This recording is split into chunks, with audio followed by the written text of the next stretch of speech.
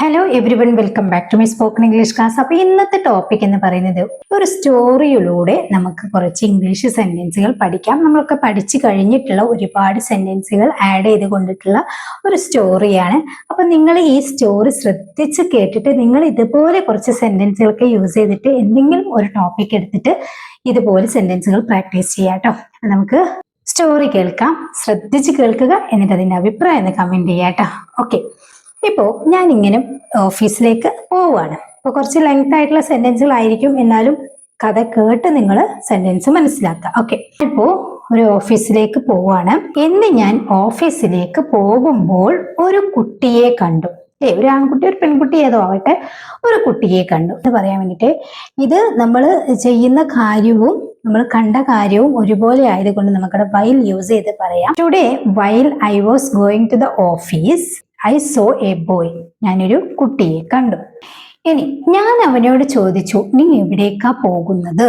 I asked him where are you going. ഞാൻ അവനോട് ചോദിച്ചു, നീ എവിടേക്കാ പോകുന്നത്? അവൻ പറഞ്ഞു, ഞാൻ എൻ്റെ അച്ഛൻ്റെ ഷോപ്പിലേക്ക് പോവുകയാണ്.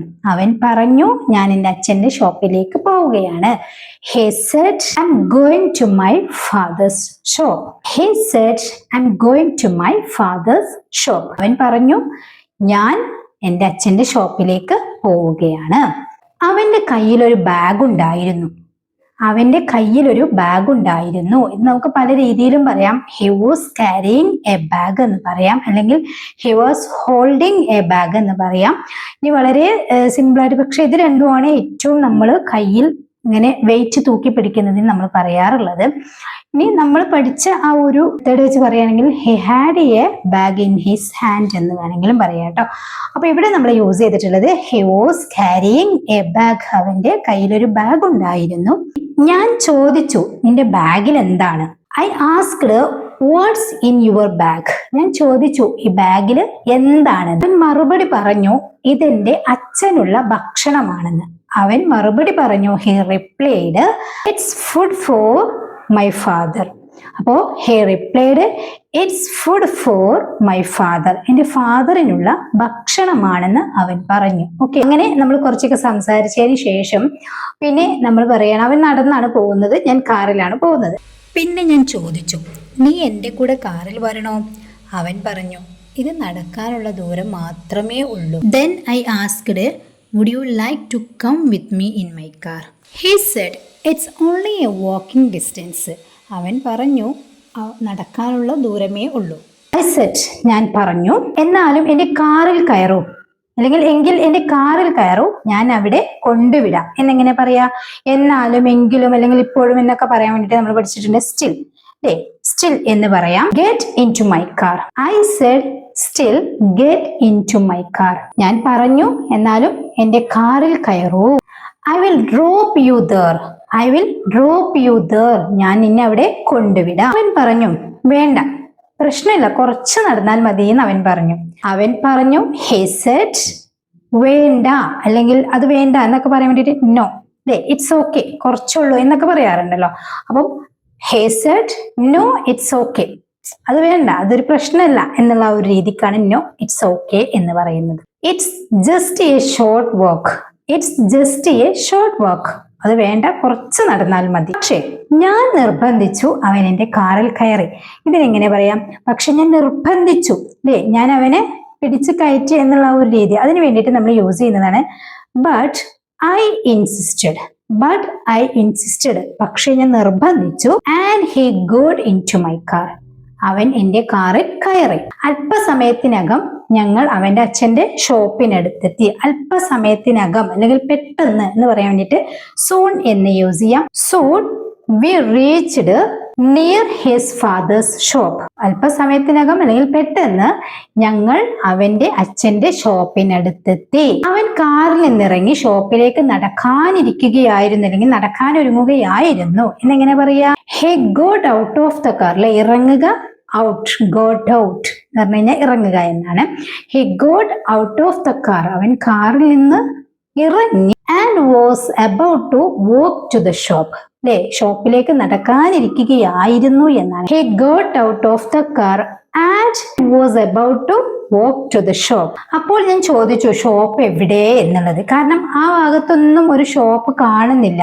അപ്പോൾ ഞാൻ ചോദിച്ചു ഷോപ്പ് എവിടെയാണ്. I asked where is the shop?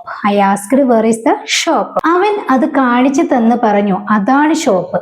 അവനത് കാണിച്ചു തന്നു. He pointed to it. അവനത് കാണിച്ചു തന്നു. And said കാണിച്ചു തന്ന് അവൻ പറഞ്ഞു that's the shop. അതാണ് ഷോപ്പ്. അതായത് ആ ഷോപ്പ് വളരെ ഒരു ആ ഷോപ്പ് കാണാൻ അവിടെ ഇല്ല, നമുക്ക് കണ്ട ഷോപ്പാണെന്ന് തോന്നില്ല, അതുകൊണ്ടാണ് അങ്ങനെ പറഞ്ഞത്. ഓക്കെ, നെക്സ്റ്റ് സെന്റൻസ് കേട്ടോളൂ. ഞാൻ ഞെട്ടിപ്പോയി. ആ ഷോപ്പ് കണ്ടപ്പോഴേ ഞാൻ ഞെട്ടിപ്പോയി. I was surprised. I was surprised. Sheet കൊണ്ട് മൂടിയ ഒരു ചെറിയ ഷോപ്പ് മാത്രമായിരുന്നു അല്ലെ. ഷീറ്റ് കൊണ്ട് മൂടിയ ഒരു ചെറിയ ഷോപ്പ് മാത്രമായിരുന്നു. It was just A small shop covered with metal sheet. It was just A small shop covered with metal sheet. ഒരു മെറ്റൽ ഷീറ്റ് കൊണ്ട് ഇങ്ങനെ മൂടി പൊതിച്ച ഒരു ഷോപ്പായിരുന്നു. അത് ഞാൻ ചോദിച്ചു ഇതാണോ shop. I asked is this the shop. I asked, is this the shop? ഇത് എന്ത് ഷോപ്പാണ്? ഇത് എന്ത് ഷോപ്പാണെന്ന് ഞാൻ ചോദിച്ചു. What kind of shop is it? What kind of shop is it? ഈ ഷോപ്പ് എന്ത് ഷോപ്പാണെന്ന് ഞാൻ ചോദിച്ചു. അവൻ പറഞ്ഞു എൻ്റെ അച്ഛന് ഒരു ആക്സിഡന്റ് സംഭവിച്ചു, അതിലൊരു കാല് നഷ്ടപ്പെട്ടു. He said അവൻ പറഞ്ഞു my father met with an accident. ഒരു ആക്സിഡന്റ് സംഭവിച്ചു. My father met with an accident. ഒരു ആക്സിഡന്റ് ഫാദറിന് സംഭവിച്ചു. And lost one of his leg. അതില് ഒരു കാല് നഷ്ടപ്പെട്ടു. ഇപ്പോൾ ഈ ചെറിയ ഷോപ്പിൽ ഇരുന്ന് ചെരുപ്പ് നന്നാക്കിയാണ് ജോലി ചെയ്യുന്നത്. Now he repairs shoes in this small shop. ഈ ചെറിയ ഷോപ്പിൽ നിന്ന് ചെരുപ്പ് നന്നാക്കിയാണ് ഇപ്പോൾ അദ്ദേഹം ജോലി ചെയ്യുന്നത്. അങ്ങനെയാണ് ഞങ്ങളുടെ കുടുംബം ജീവിക്കുന്നത്. ദാറ്റ്സ് ഹൗ അല്ലേ, നമ്മൾ പഠിച്ചിട്ടുണ്ട് അങ്ങനെയാണ് അതാണെന്നൊക്കെ പറയാൻ വേണ്ടിയിട്ട്. അങ്ങനെയാണ് that's how their family makes a living. That's how their family makes a living. അങ്ങനെയാണ് ഞങ്ങളുടെ ഫാമിലി ജീവിക്കുന്നത്. അപ്പോൾ ഈ ഒരു കഥ വല്ലാത്തൊരു കഥയാണ് അല്ലേ. തീർച്ചയായിട്ടും മുഴുവനായിട്ട് കേൾക്കുക. അത് കേട്ടപ്പോൾ എനിക്ക് വളരെ സങ്കടകരമായി എന്നെങ്ങനെയാണ് പറയുക എന്നുള്ളത് നിങ്ങൾക്കുള്ളൊരു ക്വസ്റ്റ്യൻ ആണ് കേട്ടോ. അപ്പോൾ ഇത്രയും നല്ല ഒരു ഗുഡ് സ്റ്റോറി ഞാൻ പറഞ്ഞു. നിങ്ങളുടെ അഭിപ്രായം കമന്റ് ചെയ്യുക. അപ്പോൾ ഈ വീഡിയോ കണ്ടിട്ട്, ഈ ഒരു സ്റ്റോറി കണ്ടിട്ട് നിങ്ങളുടെ അഭിപ്രായം എന്താണെന്നുള്ളതും കൂടി നിങ്ങൾ കമന്റ് ചെയ്യുക. ഇഷ്ടപ്പെട്ടോ ഇല്ലയോ എന്നുള്ളതൊന്ന് കമന്റ് ചെയ്യുക. വീഡിയോ ഇഷ്ടപ്പെട്ട് ലൈക്ക് ചെയ്യാനും ഷെയർ ചെയ്യാനും ചാനൽ സബ്സ്ക്രൈബ് ചെയ്തിട്ടില്ലെങ്കിൽ സബ്സ്ക്രൈബ് ചെയ്യാനും മറക്കരുത്. മാത്രമല്ല ഇതുപോലെയുള്ള ഒരുപാട് ടോപ്പിക്കുകൾ എടുത്തിട്ട് നിങ്ങളും ഇതുപോലെ ഡെയിലി പ്രാക്ടീസ് ചെയ്യുകയാണെങ്കിൽ സിമ്പിളായിട്ട് എന്നെ പോലെ നിങ്ങൾക്കും ഇംഗ്ലീഷ് സംസാരിക്കാം കേട്ടോ. ഓക്കെ, നെക്സ്റ്റ് വീഡിയോയിൽ കാണാം. Thank you so much.